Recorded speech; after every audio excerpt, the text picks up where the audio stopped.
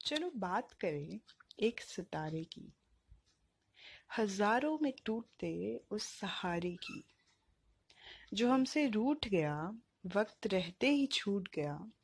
खो दिया हमने उस हीरे को, जो झुक ना सका तो टूट गया। अगर बात हो ही रही है तो बात करते हैं उस हंसी की, उससे जुड़ी तुम्हारी दोस्ती की, जिसकी सोच उन हस्तियों के परे थी। क्या हराएगा कोई उसे? जिसके इरादे उनकी फौज से भी बड़ी थी।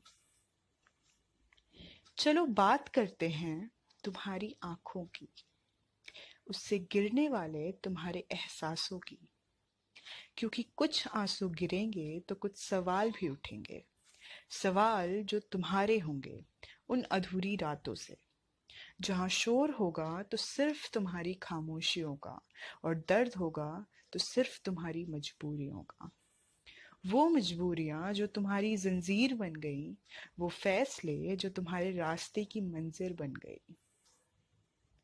चलो बात करते हैं उस आखिरी तस्वीर की, कुछ धुंधली तो कुछ उस ताहीर की। बात करते हैं उस ख्वाहिश की, वो ख्वाहिश जो अधूरी रह गई। अभी तो कोशिश भी नहीं की थी और ये दूरी रह गई। पता है हमें, पता है कि अफसोस रह गया है तुम्हारे सीने में। कुछ अलग सी घुटन है ना अब जीने में।